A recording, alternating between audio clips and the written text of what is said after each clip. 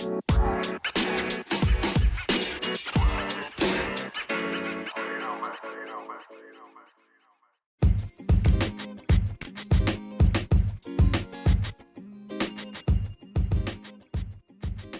is going on, guys? Welcome to another episode of the Master Health Solutions podcast, where we talk about everything related to men's health, physical health, and of course, the mental health. And penis enlargement, male enhancement, we do not leave anything off the table. I'm your host, CJ Rodriguez, specialist when it comes to fat loss and getting people into wicked shape. And today we're going to be delving into the mental side of things. As you guys all know, this is something that really does matter and something that I think spurs everything else, which is why you just can't leave it overlooked. I don't care if you have a male enhancement goal. I don't care if you have a physical goal that you want to develop, fat loss, whatever the case may be. Everything starts off with the stories that we tell ourselves. And whether you like it or not, a lot of us just live our day-to-day lives based off of stories that may not even be based off of truth. What do I mean by that? When you're a kid, you come up with ways to basically navigate through this beautiful place that we call Earth. However, some of these stories were made in some of your worst moments. And because of this, you have been navigating through the world wrong. As bad as that might sound, but a lot of us will create these stories and unfortunately suffer the ill effects of these stories that we tell ourselves constantly because it has come from some type of event. But what if I told you there was a way to kind of get into your brain and hack these stories, edit them, and kind of change them so that it can work in your favor? Well, that's exactly what Dave Robinson does. Dave Robinson specializes in story work. So what is story work? As you guys know, there's an unconscious and subconscious narrative running inside of all our minds, right? And unfortunately, it kind of helps to run things. Or fortunately, depends on how you tune it, right? So these narratives or stories create the feeling of being out of control, and most people have no idea they're even there. Story work is where Dave guides his clients into their innermost cave, right? Filled with experiences that may be hurtful, traumatic, or haunting. Together, what he does with his clients is they slay the dragons and tame that dark wolf inside of you. He brings to the surface gold, treasure, elixirs, and lessons that you can take to create new stories.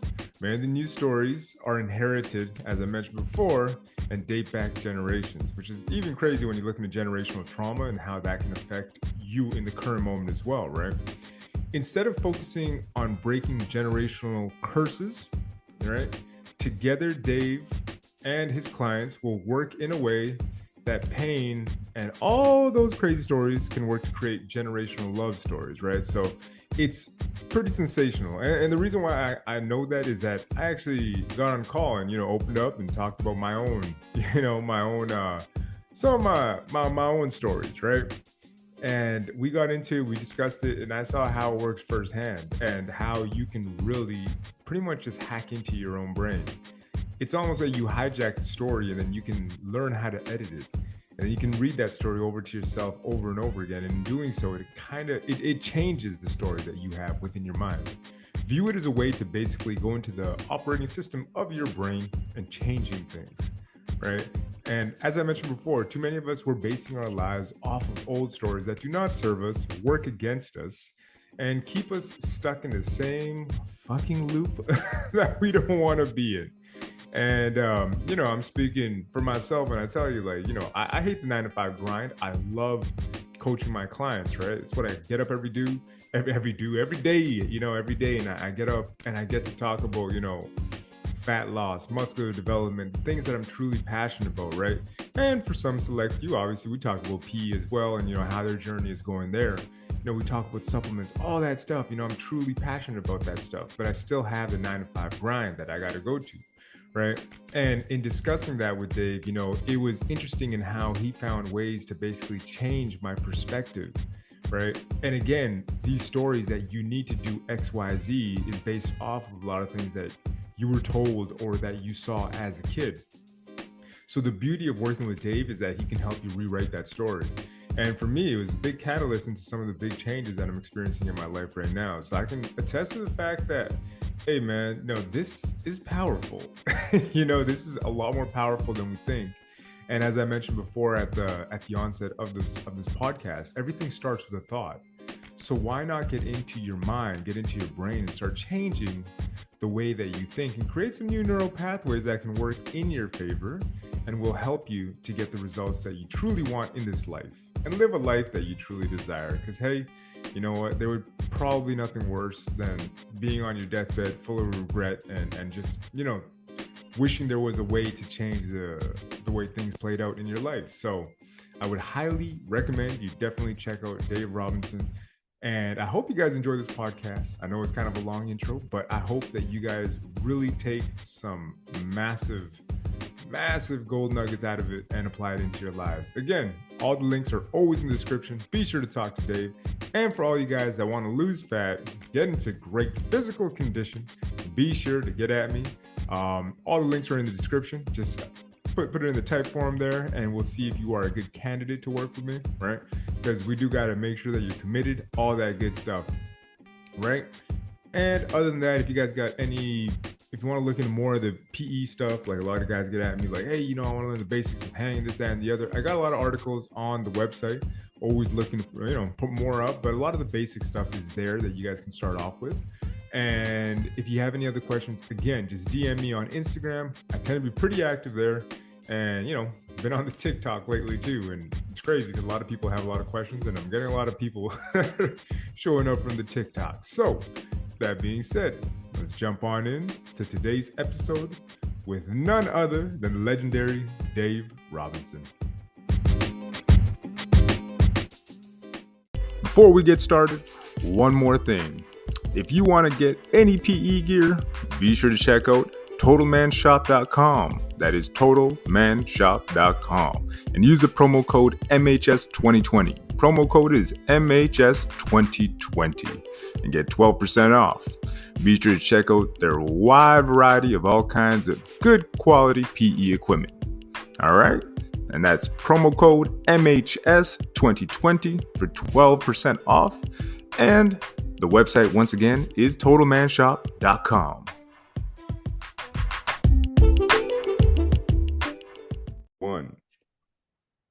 What is going on, everybody? Welcome to another podcast here on the Mask and Health Solutions podcast, where I am joined by Dave Robinson, the founder and CEO of Work Your Stories, who's going to tell us a little bit more about how story work and how we view ourselves and our own personal perceptions may play into who you are as a person. I think life in general, man. So I'm really looking forward to this story. But first and foremost, Dave, how are you today, man? CJ, I'm doing great, man. I really appreciate you having me on. We got some nice snowy weather down here in Richmond, Virginia for the first time all winter. So we were talking a little bit about that before we hit record, but really looking forward to chatting with you today, man. No, man. And honestly, this is one of those subjects that I've always kind of like, you learn about it from different angles and different perspectives, but I never really had an expert talk about how these stories really dictate our lives, man. And not to some degree, I think fully. I think it's a lot bigger than we think. And that's kind of why I'm really excited to, dig into this a little bit more. But the first thing I wanted to ask you, like, what made you start this journey and what sparked your interest, man? Yeah, great question. So I actually went to school to be a high school history teacher, believe it or not. And I've got a major in history and a minor in education, and I had a falling out with the subject matter, shall we say, a couple weeks before I graduated. I actually just realized that the only reasons why I really wanted to be a teacher was so that I could have my summers off and to coach high school soccer. And I didn't want to be that guy, I didn't want to be the teacher that didn't care, but I wanted to get into something that, I always wanted to impart wisdom in some way or, um, you know, coach, teach, advise, whatever it may be. And so, after my right before I graduated, actually, I had a powerlifting meet in Richmond, Virginia, which is my hometown.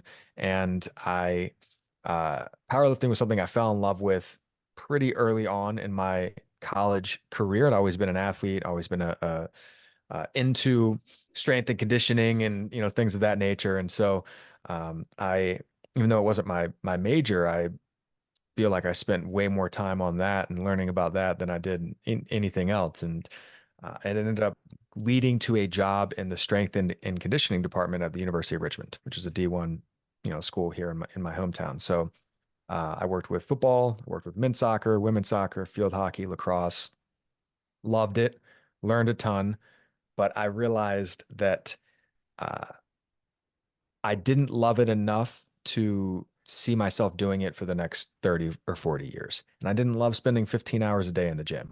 It wasn't, like I liked lifting, but I didn't like it as much to, go in at 5 a.m. when it's dark and come out at 7:30, 8 p.m. when it's dark and just not see the sun. So, Yeah. I left strength and conditioning after about a year to find some freedom and flexibility of time and income. And I got into financial advising. So I was a fully comprehensive financial planner for about 6 years, which now that I'm looking back, I can connect all the dots now that I've collected all the dots, like teach, Yeah.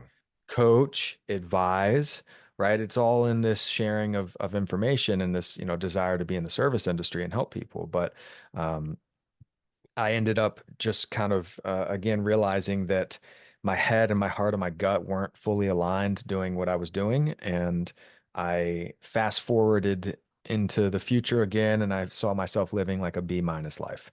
Like, yeah, okay, I'd have a lot of money. Yeah, okay, I'd be, like I'd retire early and get a bunch of time off and stuff. But I didn't really think that that's like, I'm not on this planet to sell life insurance and look at the stock market. Like I really didn't care about any of that stuff. It was more of a means to an end. And so um, about 2017, mid 2017, I met my mentor in this work, and I in one 90-minute session uh, got very clear on the fact that, hey, this wasn't, my life's calling. Uh, really got over some heavy hurt, internal stuff that I was hanging on to from a previous relationship that I had been out of for about 18 months, but I was still carrying a bunch of the negative energies and weight and, you know, baggage in the sense of just, ugh, from that Gotcha. relationship, and gave me the courage to um, change my perspectives and change my story on an ultra marathon I had signed up for, or not really signed up for, but committed to do with a buddy of mine. And I kept thinking, what could go wrong? And he asked me, well, dude, what have you ever thought about what could go right? And it was, Mind like blown. I Yeah. hadn't spent any time thinking about what could go right. I had only been thinking about all the things that could go wrong. And so, I realized how key the stories we tell ourselves are in that moment. And I left my financial planning career, got back into coaching fitness, and then evolved into coaching health. And then after COVID, once everything went virtual, I realized that, okay, I'm going to actually listen to my gut here for the first time in a really long time and work stories. So ever since May of Yeah. 2020, I've been full-time storywork coach, and that is what I love to do. It drives my economic engine, and I feel like I was born for it and created for it. So this is it, bro. Oh, yeah, and I love that because I mean, one of the key things that I think you said there, I know Steve Jobs talked about that too. It's sometimes you can't connect the dots looking forward. It's almost like you look back and you're like, oh snap, that just kind of fell perfectly into what it is that I'm doing now. And I find that for a lot of us, we try to I think it's almost like we don't fully understand who we are, yet we're trying to do these careers that we think are good based off of what society tells us. And I'm in the Yep. same boat as you. Like when I was 18, I was like, I'm going to be an auto refinishing prep technician and then graduate to auto paint. And I swear, man, the first like semester that I had, I'm like, I wasted my money, man. I hate this. I hate this so much. And it's like, sure, you pick up some skills, but you're just like, I'm not really passionate about this. And I really don't want to do this forever. And I'm going to jump ship the first opportunity I have. However, there are always some skills that you can kind of salvage from everything that you do from a more, I guess, mature, perspective when you look back and you're like, okay, but I was able to take this, I was able to apply it here, and I was able to get into this because of that. And I mean, in your case, it's kind of like strength and conditioning. I imagine as a power lifter, you got to be in the right mindset before, you don't go in there like, oh, well, I hope I don't snap the shit out of my knees. Like that's like the absolute wrong way to go about it. But I'm pretty sure that all that time kind of almost weaves itself together into like this perfect, I don't know, fabric of what it is that you're doing, right? So, it's interesting when you do look back and then you say to yourself, like, wow, this was all meant to be, and it all came together in a perfect way. And here I am, right? So I love to hear people's stories because it's I don't know, it's one of those things that when you delve into it, the more it makes sense, even though it may seem abstract initially, but eventually it just ties in so perfectly. So that's super cool to say first and foremost. But when did you actually say to yourself, like, okay, I'm gonna make Work Your Stories as a company? What was the thing that was like, that final thing? Was it just talking to the mentor in that moment that you just said, okay, I'm gonna start my business tomorrow? How did that kind of come about?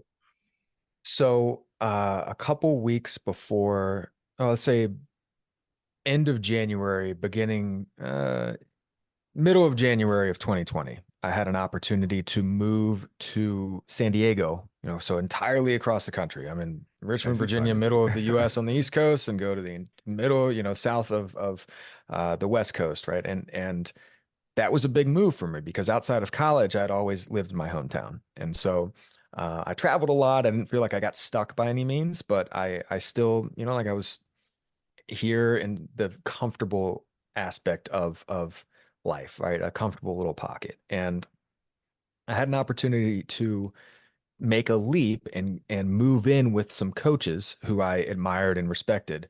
And it was actually really amazing. I had planned on being out there for about 6 months, and I was out there for about 6 weeks. And it was we were like 3 blocks from the beach down Oh, in Imperial Beach, San Diego. It's like just north of Tijuana. yeah. I was living with 7 people, right? So like the room I was in, we had 2 double bunk beds, right? I was on the top bunk when you walked into the right, so it was like college again, but everybody was a professional coach. And it was a real like personal and professional incubator, like when you walk out of the room in the morning, it's instead of it being, everybody's hungover and playing video games like it was in college, it's like people are like stretching, doing yoga, like we got the red light going, like everybody's, eating organic food and, about to go and get a run in on the beach, it's like, hey Dave, you want to join? Like the perfect environment for where I was and what I really love to do. And I got a call about 6 weeks into that from a previous business partner to have an opportunity to go down to Mexico, about 6 hours south of Cancun, so like right above the Belize border, and on the Yucatan Peninsula, so the east side Nice. of Mexico again, and open a health and wellness retreat. And so he was like, "Dude, I think I found the spot.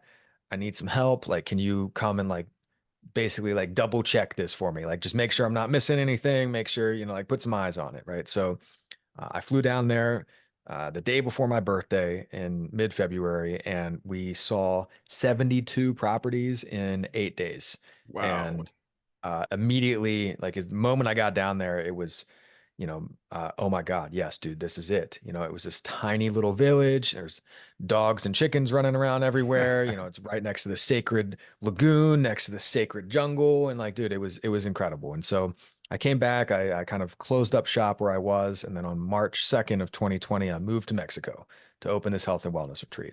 And we put a down payment on a compound. We it was like this 6,000 square foot, villa type thing, and it had this big covered roof and like 7 or 8 rooms, and in this tiny little town, and super rad. And I'm learning Spanish. I'm playing barefoot soccer with the niños. I'm having a ball, right? And um, I buddy bursts into the door about a week and a half in, and with the news that Trump just closed the borders, we've got 4 days to figure out what we're going to do. Do we stay or do we go? What's going to happen? And back in the very, very, very, very beginning of COVID, it was scary and uncertain. We could have another debate another time about how it actually ended up now that we're looking Yeah. back on it, right, with some eye Yeah. rolls and everything else, right? But at the time, with the information that we had, I was not fluent in Spanish. I'm still not fluent. There was a lot of risk. We had just started. We were just starting to get to know people. Um, Looking back, we made the right call with the information that we had, and we came back. Yeah. And so I just had the very, very, I just had very poor timing on that. And that was the dice that got rolled for me in that particular frame of my life. And so I spent the next month living in his walk-in closet here in Richmond, because you can't go home and do anything else. I'd given up my apartment. I can't go and stay with my Yeah. folks because they're old, and if I sneeze, they would die, like this, all this other, stuff. And so the business that he had was actually renting dorm room furniture to colleges. And so I found myself about a month or two later still living in the walk-in closet, and I'm scrubbing dirty, moldy refrigerators and cleaning out, microwaves for $1.50 a microwave and $3 a fridge. And I had a real like dark night of the soul moment, bro, which was, my humble pie of having this dream crumble in front of me and have be in paradise and then be in, a 100-degree warehouse with, bleach soaking through my gloves on my hands and stuff, for hours a day. And, like, hey, do you want to learn to drive a forklift? And it's like, no, I don't want to learn to drive a freaking forklift. This is not what I want to Yeah. do. Right. And so uh in that moment, I did one of the hardest things that there is to do, and I asked for help. And then I did the next hardest thing that there is to do, and I received the help that was offered. And Yeah. my buddy who had first worked with me in this industry, and we had, stayed in touch, and he became really a good friend. And he was like, "Man, I got you. I got you." And I hopped onto a basically like a class and learned how to work other people's stories while simultaneously getting my own story worked. And it became very clear 2 calls in, when people are going through some real heavy hurt haunted stuff, right? Because the crux of this work with story work is it was originally developed with some roots in NLP, neuro linguistic programming. It's got some roots in cognitive behavioral therapy. It's got some roots in, some landmine stuff, some, Alan Watts stuff, some like there's a whole Yeah. bunch of like things that have been weaved in together. And ultimately it's was developed originally to help people with the hurt, the haunted, the traumatic from the past. Yeah. And uh, what I've learned over 1,000+ sessions and 3.5 years of being full time into this is that it has an incredible present day application and an even cooler future application. But the heavy hurt haunted stuff from the past has to get dug up and out first, because that creates this internal state of dis-ease or Yeah. disease, right? And Yeah. so I didn't have any haunted stuff happen to me, that terrible, terrible things of, that happen to people, horror movie type stuff. But I'd certainly had hurtful situations in my life. I'd certainly had traumatic situations that had gone on. I would consider losing the Mexico thing a traumatic experience. It changed me in a way, right? And Yeah. so uh, the one of the girls on our calls, we worked a story of her kidnapping. Like, whoa, right?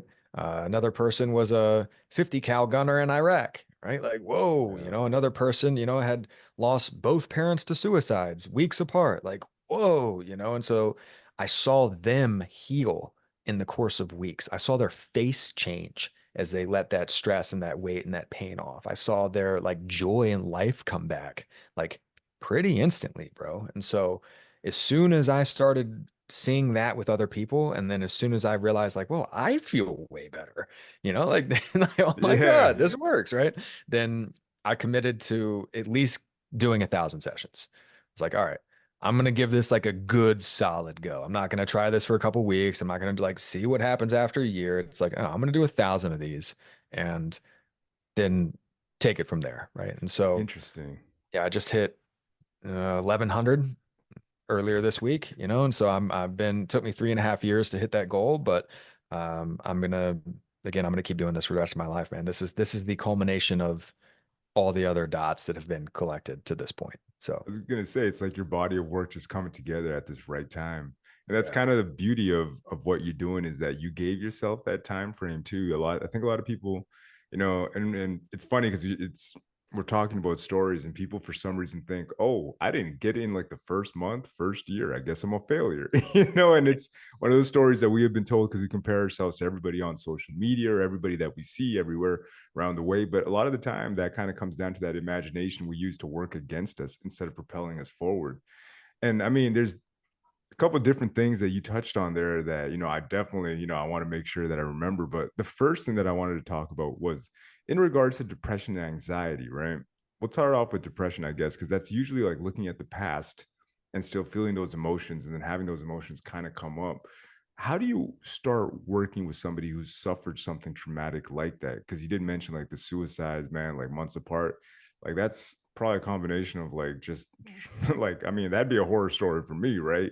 And I Yeah. guess everybody kind of deals with it differently. But how do you go about changing somebody's perspective or perception of the world when they are in a depressed state? Because it's tough, man, like to get people out of that, man. How do you go about just, what does that look like? Yeah, great question here. And I think it's really important to point out before we dive into that um, this is not to say that people do not experience being a victim. Like that's Hmm. not to say that, people are not victimized. Like the girl who got kidnapped, like she was a victim in that moment, right? For Yeah. sure. Yeah. And so I think we need to separate that thing that, yeah, hey, bad things happen to, from the actual victim mentality, right? Which we can get Yeah. into as Yeah. well down the road. But when it comes to actually working with those heavy hurt haunted stories, there's a couple steps, right? One is um, people want to work with people that they know, like, and trust, and that they believe can actually help them. And so the thing that I say to everybody right out the gate is like, hey, if we go into this cave, this innermost cave, right, this dark, scary place, and face this monster, like, I'm going in with you and I'm coming out with you. I got your back, right? And a lot of times that's really important because I'm sure you've moved before, like moved from one house to another, one apartment to another, Yeah. whatever it is, right? You probably loaded up the U-Haul, you had some friends help you out, right? You get to your next destination, you're already tired because you already took everything out of your house and put it in this truck, right? And so you're a little bit drained, right? You've got a big daunting task ahead of you, right? You open up the back of the U-Haul and, like, you grab the lamp that falls out, and you're like, oh, good save, but then now you're like, oh my God, like, dude, so much stuff in here, man. So much stuff. This is going to take forever, et cetera, right? But the reality is that, once you get some help getting those big, heavy, awkward things out first, like the dresser, the mattress and the box spring and that big shaped couch, now you've got a ton of room in there to actually see the stuff behind that. And it's not nearly as bad. It's not nearly as scary. It's like you just need some help lifting the awkward stuff. And I think a lot of people, uh, are trying to either one, dig into those stories alone, which, like, I can't move my couch solo. I can drag it somewhere, but I'm not getting it through the door and into, another room without some help, and they're also not accepting the help when it's actually there. They're trying to either do it by themselves or they're like, nope, it's going to stay right there where it is, not dealing with that. Right. And so getting that, setting up the set and setting to be actually get into that stuff is really key. Yeah. The second piece that's very important is this differs from therapy, which certainly helps a lot of people, but uh, this differs in therapy in that we get in there and we, over 5 steps, take things from our head, stories that are in our head and still inside of us, and we downregulate pretty rhythmically and pretty slowly into a parasympathetic state, right? So the stories that we tell ourselves about that thing that happened to us or the things that we experienced, before, we most likely have not written that down. And so it sounds like this. It's just staticky and just like unclear and just like, in our heads. And it creates this internal state of depression or anxiety or confusion or just, apathy or, fight, flight, or freeze, right? Sympathetic nervous Yeah. system response. And so the first step in dealing with any story is we title the event and we write it down. So 99.9 of my sessions are done via Zoom, like we're on now, and a Google Doc. So I can, when I say writing it down, I mean, the power of the pen is amazing. And I mean, typing it out onto the Google Doc together so that we can both see it and work with it. And that's a huge win. We could honestly stop right there and have people feel way freaking better because they took this story that they were the director, main character of, and still filming, right? Hmm. Still filming this scene in their heads, and they put it onto the page to create some space and some distance and some dissociation from it. And now they're able to observe the thing that they've experienced as opposed to being in the thing that they experience. So now they're sitting in the movie theater watching it, eating popcorn and stuff, and it's an entirely different perspective as opposed to just talking about it or as opposed to just thinking about it. So that's the first step. The second step is we read it out loud. A lot of people have journaled before. Hardly anybody ever reads their work out loud. And that creates an entirely different sense of separation, but it also like, whoa, like you hearing the words that you wrote is Yeah. entirely different than actually just typing them out, right? Or thinking them. The third step is we slow down the read, which means different things are going to jump out at you than they would before when you were probably reading it really, really fast because it's really, really awkward and you don't want to think about it and you don't want to do it and you just want to get this done, right? Like you're not feeling it.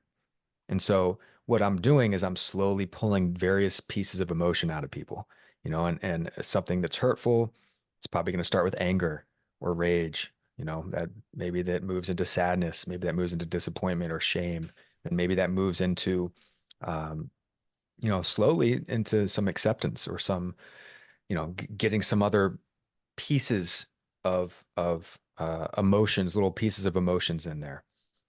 We then the fourth step, add rhythmic breathing into the read. So I have them read it again, right? So now this is the third time they've read it out loud. And every punctuation point, we add one of these.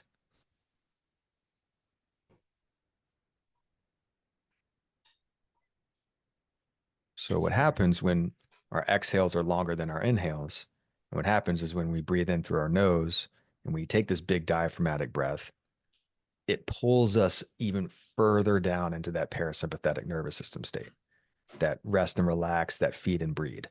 And so we go from being in the story, having it rattle around in our heads all the time, right? To creating some distance and space, to reading it out loud and hearing it, to slowing down that read and hearing it a different way, to reading it a third time, but this time giving your brain rhythmic breaths so that it knows when the breath is coming, so that it can stop worrying about the breath and start to actually store those memories properly, start to actually heal and feel those emotions, start to actually heal thyself or heal thy cells.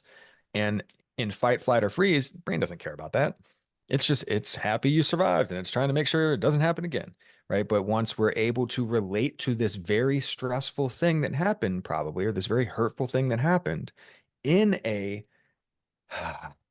state, it entirely changes the story entirely.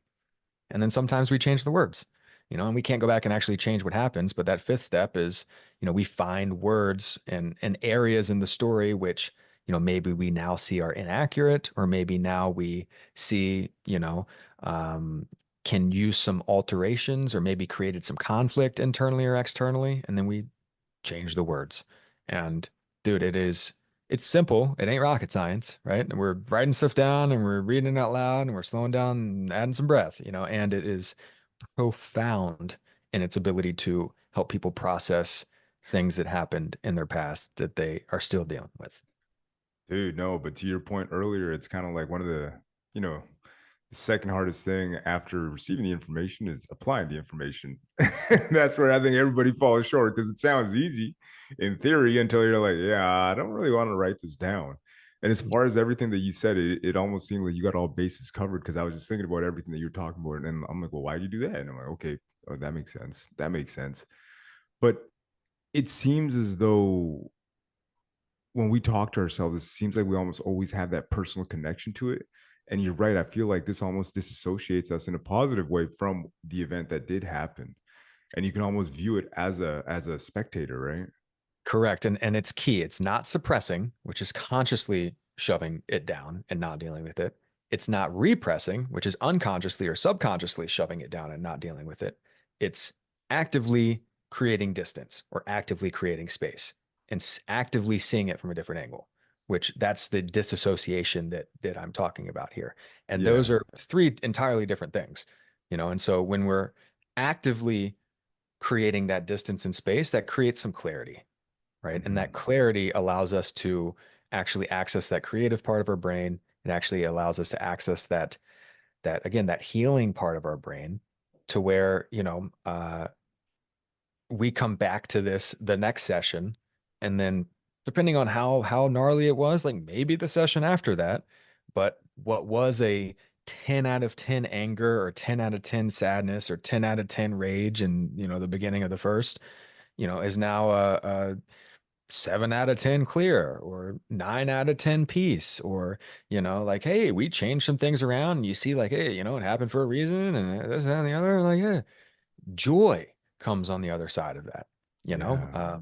I mean, it's that Mexico experience for myself, that was a 10 out of 10 sadness, and then for real, but it allowed me to meet my fiance, right? It Yeah. allowed me to do this, to find this thing that I love, and like find my vocation for the rest of Yeah. my life, right? So given time, space, clarity, I'm able to write a different story about that experience, That's and super interesting. it's wild, man. No, it is because I mean, I just think of so many different ways that you can go about doing this stuff, man. But man, the other question that I had a question, man. Now I forgot, but I was just like, no, okay. Here's the question that I had. So, as you mentioned before, like you may have it in the first session, right? So you go through the whole process. Mhm. Is it possible, like when you do revisit it, do you ever edit it to alter it in any which way, or is that kind of like taken away from the story? Like, is there times where you're like, okay, because you mentioned changing certain words around, right? So Mhm. I'm guessing like maybe like the first time they do it, just rage, I want to fucking kill him, to like, I Yeah. wanted to kill him, to like, you know what, I just wanted him out of my life or something. Like, do you guys go about doing that? Yeah, absolutely. And the cool thing about the Google Doc is like I'm the only person and you're the only person, you being the client, that are ever going to see this. And so sometimes people use it as their like online journal. Any edits that can be made are seen in real time. So sometimes I'll like scroll down a page or two, I'll copy something, I'll scroll down a page or two so that they don't see it because they're still doing what they're doing. And then I'll change some things and come back up and paste it in. And it's kind of like a surprise, of, Yeah. hey, we changed a couple words, look what happens now, but um it's the links between the thing that happened and the thing that they're able to see now because of XYZ that oftentimes gets edited in. And then a lot of times we're adding to things. Maybe there's more clarity, maybe the thing that they are working, the story that they're working, is not really the story that they need to be working. That was Mhm. one of the things they needed to move out of the U-Haul truck so they could see, oh, it's that box back there that I couldn't see before.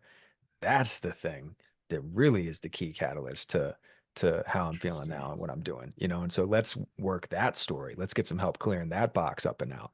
Right. And that's kind of the fun part. Is sometimes I would say 50% of people that come to me know exactly why they're there, bro.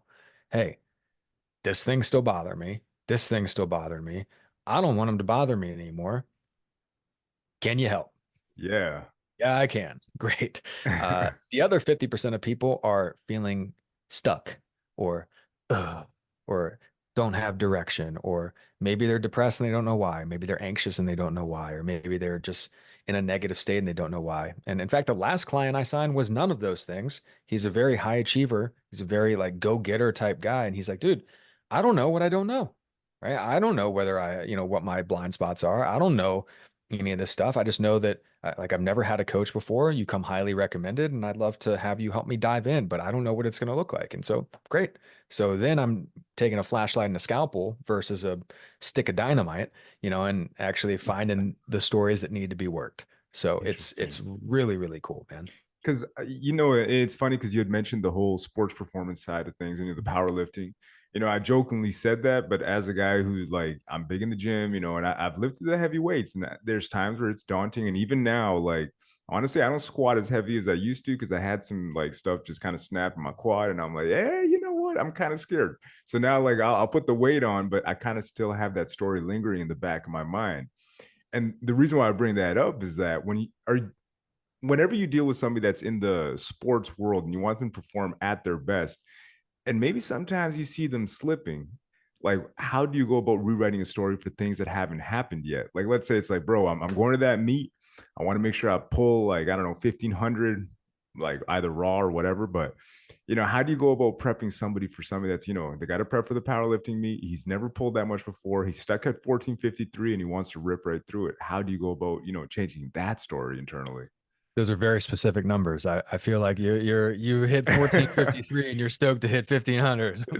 I mean, honestly, man, I haven't touched the deadlift in years, but it's Yeah, kind of so it was around that before, but totally. All right, I'll give you two examples, and we'll do the stuff that holds us back first, and then we'll get into that second part of that question. So, in 2019, I blew out my back, and oof. I was burning the candle at both ends. I know now why I did it.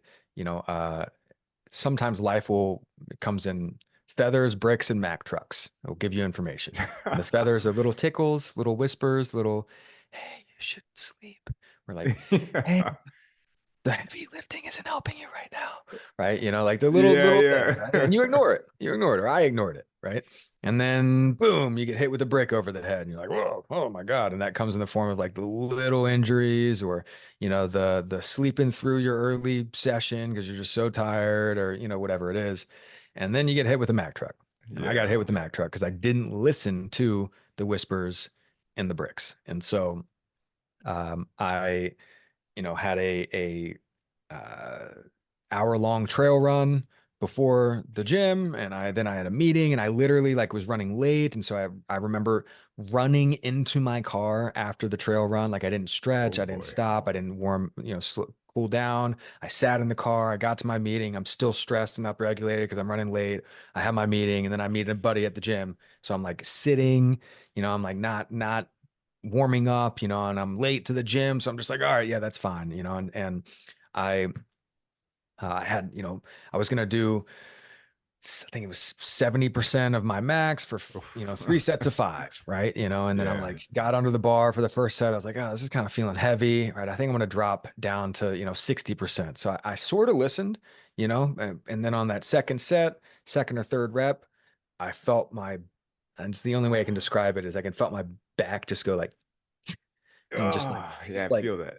just Ah. freaking like break, bro. And it just like I went like doo-doo, and like my Oh, whole spine did a wave, and I just immediately like seized up. put the weight back, immediately seized up. Just couldn't even like grab my keys or my bag. I left everything and I just walked out of the gym. Right. And like my buddy came after me and he was like, dude, like, are you okay? I was like, no, I'm not. And I just like didn't know what to do, man. Like I'd broken my wrist before, I'd broken my collarbone before, I'd have concussions, I'd had like ankle stuff, but I hadn't had anything that affected my ability to like do activities of daily living like that did. And Yeah. I couldn't pick up a pen for weeks and weeks and weeks. And so, as it was my first major injury, I didn't have any prior experience on how to come back from it. And I still was like plowing through my life stuff. And I had a setback a couple months later. So I came back too hard, too soon. It wasn't as bad as the first one, but it was an entirely re injury of the same exact thing. So I found myself maybe 6 months out, lying on a rehab mat, and then I had the realization of where my self-talk was because, for a long time, ever since then, it was like, oh, my back is effed. My back is Yeah. effed. I'd move, it would tweak, my back is effed. I'd get out of bed, oh, my back is effed. I'd have to like pick my legs up to get in the shower, oh my God, my back is effed up. Like, and that was the constant story I was telling myself was my back is effed up, right? Yeah. And I was laying there on the mat, like trying to convince myself to do my rehab. And I was like, oh my God, my self talk is terrible around this. I'll try something else. Like, what's the opposite of my back is effed? It's like, oh, my back is healed. And I started repeating that to myself. My back is healed. My back is healed. My back is healed. And it made me even madder, bro. Because like I knew it was bullshit. Like I knew Yeah. my back wasn't healed. My back knew it wasn't healed. Like and I could feel myself getting even more upset trying to like convince myself of a reality that wasn't true. Right. And so what I found though, after a couple, some iterations and some trial and error, was that if I took out the ed and added an ing, that worked great. My back is Yeah. healing. My back is healing. My back is healing. Oh, okay. Wow. That internally feels good to say. Like, let me try something else. I'm in the process of healing my back. Like, yeah, okay, I can wrap my head around that. I'm in the process of healing my back. You're like, one day my back will be fully healed. Yeah, that feels good. One day I'll return to normal physical activity again. Like, yeah, that feels great. And then I just go around repeating, one day I'll return to physical activity again. One day, and like I built momentum that way. And I started to find the words that worked for me. Right. So I Mhm. told myself a different story. And then I was much more likely to, because I'm in the process of healing my back, I was much more likely to actually go do my rehab. And because one day my back's going to be healed again, I was much more likely to uh, visualize that future of me back in, lifting of some sort or exercise of some sort, as opposed to like visualize the future of me in a wheelchair because my back is effed. Right. And so again, dude, words are powerful, powerful, Yeah. powerful. Right. And so to kick it back around to, what you asked is like, hey, how do I future project Yeah. this into, how do I use this for the future? It's like once you clear up the hurt and haunted stuff from the past, once you affect your self-talk in the present and work with your identity in the present, I had the identity of being a strength athlete, right? And I think if you're hitting 1453 on the powerlifting world and you're heading for 1500, which is these are big weights, ladies and gents, like you have the identity of a strength athlete already, right? And Hmm. so then the future is all about architecting the reality you want for yourself. And so, um, it goes well beyond the, just getting in the gym and saying lightweight, baby, ain't nothing but a peanut and trying to like, pull heavy weights. But, you know, we do things like perfect day exercises.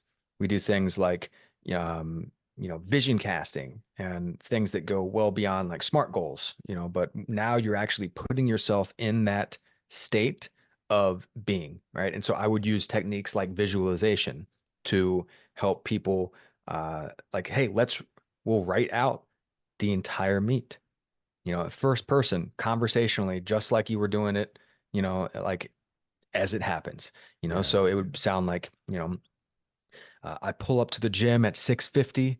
The meet starts at 8. I get in, I've got my headphones on, everything's, blaring in the headphones. I'm feeling good. I had a great breakfast. I slept awesome the night before. I'm not worried about anything. I've done all the work. I prepared.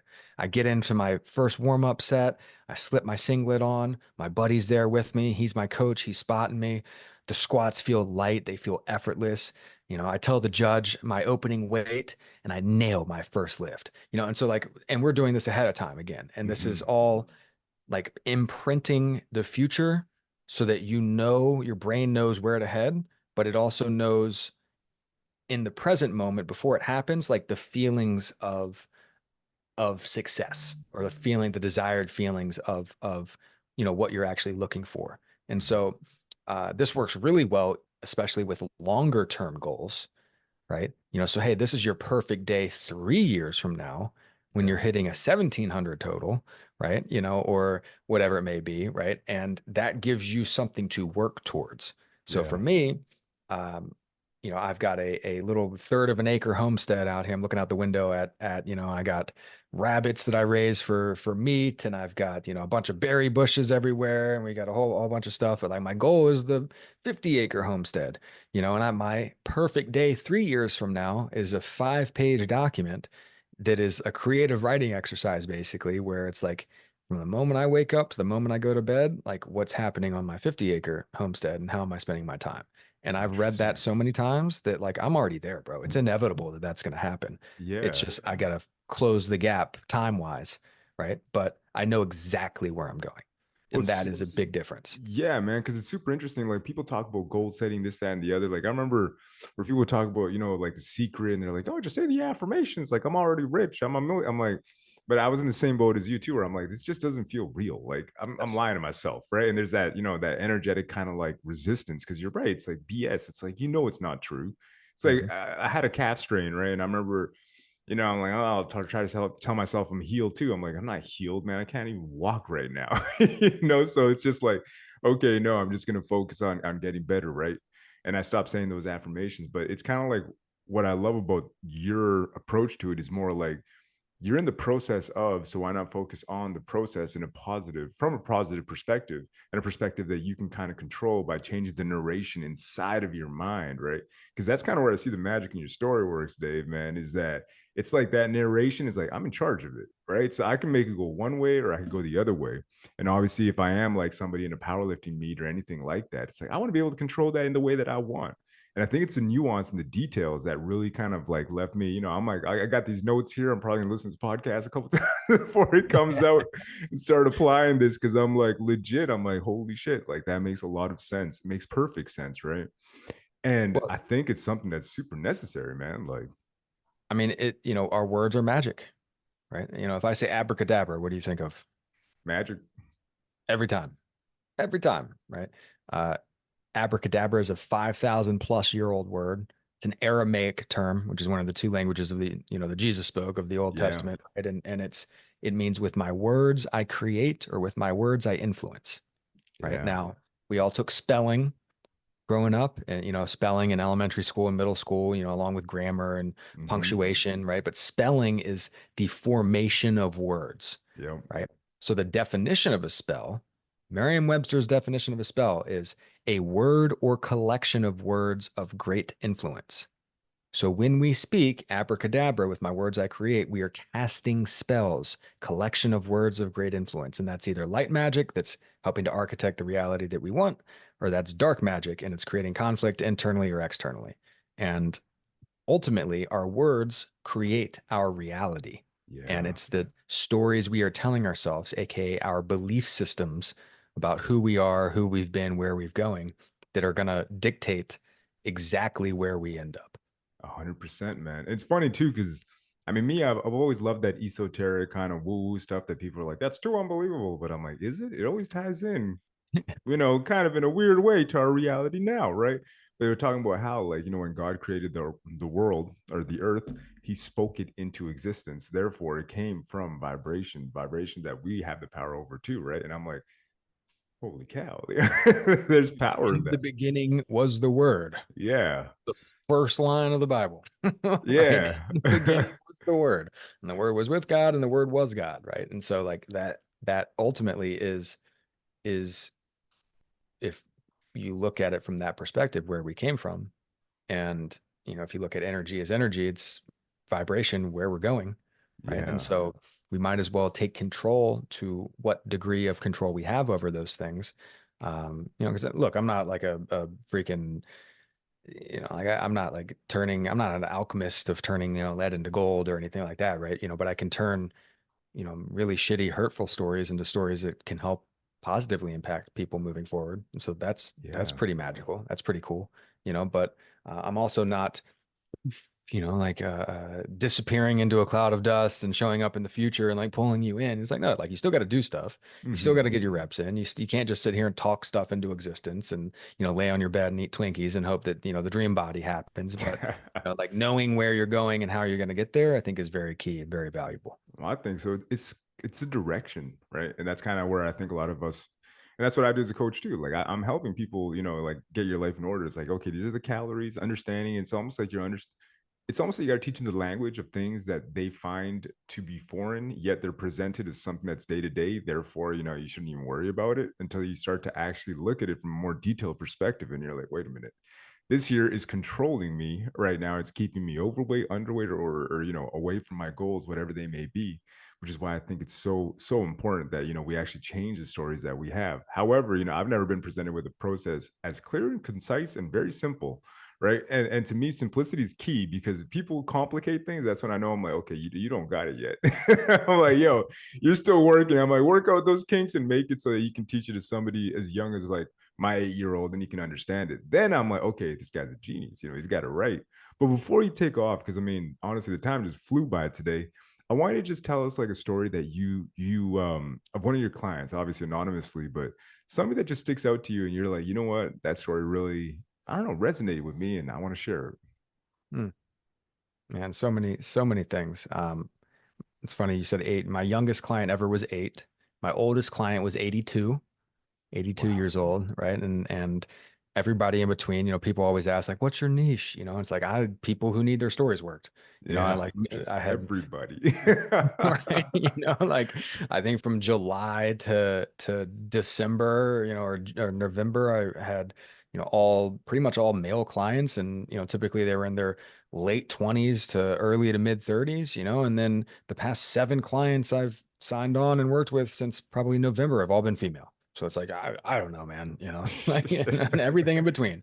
Um, the one that sticks out to me the most in that moment, or I guess I'll tell you the one that immediately just popped into my head was, um, so in the very beginning of my career, I did a ton of work in the addiction recovery space.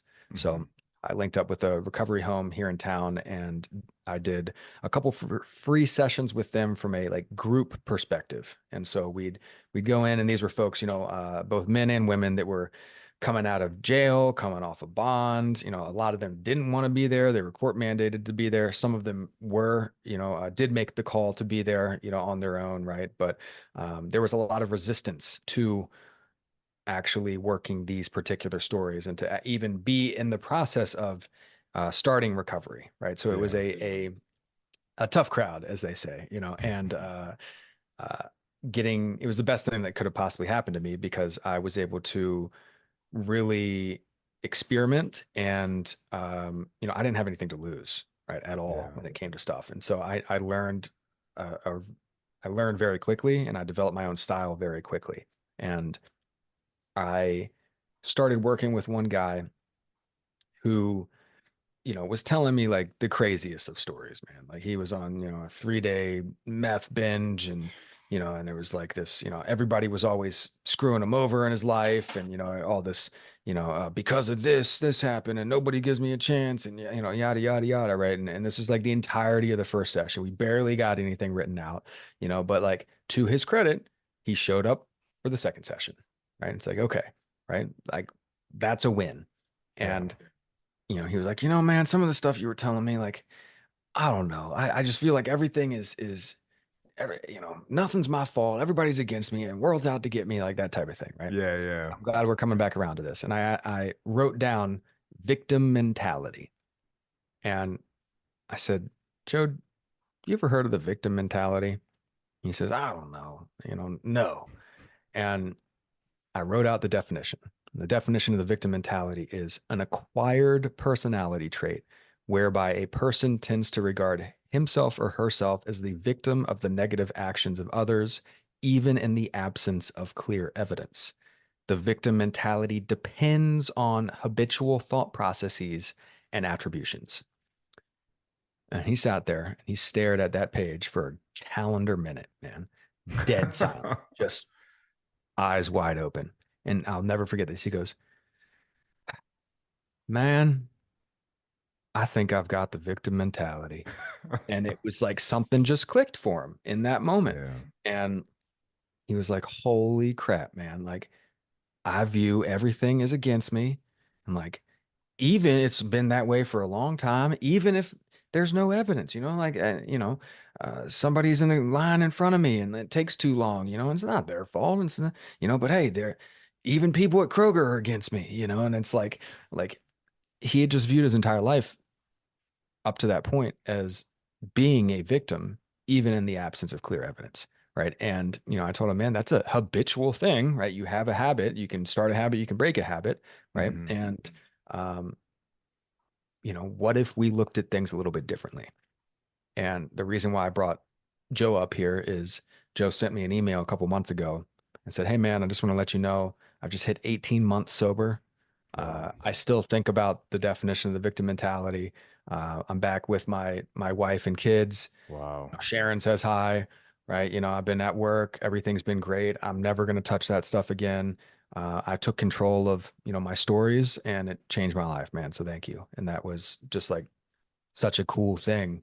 I wish everybody had that experience, and a lot of people didn't, a lot of people, it didn't seem to land as hard as it did for him at that particular, state and time. But really what he needed was somebody to hit him straight and to, go into the cave with him, Yeah. and I think that was a really cool thing. That was the first thing that popped up into my head. The other one that just up into my head that I'll share briefly was a girl that the only person I know who's my birthday twin. Right? No way. Yeah, a couple years apart. We went to high school together. So I think she was a freshman when I was a sophomore or junior. We had the same class and became friends and stayed friends for 25 years now. And she reached out on social media right before Christmas, and she had some tough stuff happen. She lost her brother, she lost her dad. That had a lot of unworthiness, right? And I did a really cool exercise with her around identity, and it's who have I been? Write it all out. Who am I now? Write it all out. Who am I becoming? Write it all out. And there's a little twist and turn at the end of this exercise where I put a line in between the who have I been and who am I now? And then I take out all the becomings. And so it's just who have I been with a very clear line separating who I've been and who am I now. And the who am I now has zero becomings in it anymore. And so her becoming section was, I'm becoming a woman who's worthy of love. I'm becoming someone who's strong. I'm becoming someone who I could be proud of. And like, this girl's great. I've known her forever, and like, it was very clear to me she was already someone who is worthy of love. It's very clear to me she's already someone who's very strong. It's very clear to me, all these things. And I mean, it was just full tears and full send of emotion when she read it without the becoming. And she has been in an entirely different mental state and space for the past, 5, 6 weeks. I get a text from her every other day, like, dude, this is incredible. I love this. Thank you so much. Which is Yeah. super cool, man. So all the positive affirmations and the positive feedback is really neat to do and to be a part of. And, it just shows the different range of things that story work can positively affect. Yeah, dude. I mean, God, man, I gotta have you on again too. We gotta talk more because yeah, no, it's just like every single time you mention one of these stories, it's just again, like I got more questions now, just in regards to like, little things that we could change or whatever. But no, honestly, this has been an eye opener for me because you're right. It's like, yo, that right there, just kind of like, no, I take out the becoming, and it's just I am, boom. I'm like, holy cow, there is no third section. So that person almost feels that liberty to express themselves fully. Because they're like, well, technically I'm not. And then it's like, no, you are. It's like, whew. It Just hit hits. him. Yeah, you hit them like with a Mack truck, right? So Yeah. that definitely changes perspective. I mean, and I think that's one of the biggest things that you're letting people see that perspective shift, but it's almost like you're allowing them to see it from their own eyes, which is crazy because we don't usually do that. Yeah. Statements push and questions pull, when it comes to coaching and, being able to have them see it themselves and say it themselves as opposed to me try to like reiterate it. It's like, no, like she said it. She read, I am strong and I am worthy of love. I didn't have to tell it to her. I Yeah, just deleted a word. That's all I did, that's and so crazy. it landed super hard for her. No, 100%, man. But Dave, where can we find you, and what are the websites and everything related to Work Your Stories as well? Yeah, thank you, man. I'm online at workyourstories.com. You can go check out more about me there and my journey there, and you can book a session with me there. I'm also on Instagram. I'm at daverobinson.coach, daverobinson.coach on Instagram. And CJ, if it's cool with you, I would love to offer you a free session as a thank you for having me on the show today. And then I think what could be really cool is you and I do a session together. And then depending on what we get into or what you want to share or whatnot, it'd be neat if we do that second show down the road to have you just share your perspective on, hey, what happened? What went down? How'd you feel before? How'd you feel afterwards? And then we can get into some other stuff. So 100%, man. I'm down. I kind of got chills because I'm like, oh shit, I got to face my demons. hey man, we can talk about whatever you want to talk about, Yeah, So no, 100%, man, 100%. But no, I'm down, man. I'm down because it's cool. one of those things where it's like legit. It's kind of, hey, I can't bring it out into the world and not, go and do it myself. So, no, 100%. Yeah, I'm down, man. I'm down. Awesome, man. We'll talk afterwards on setting up details and whatnot. But again, workyourstories.com and at daverobinson.coach on the gram. Nice. And all the links are always going to be in the description. So be sure to check it out. Until the next episode.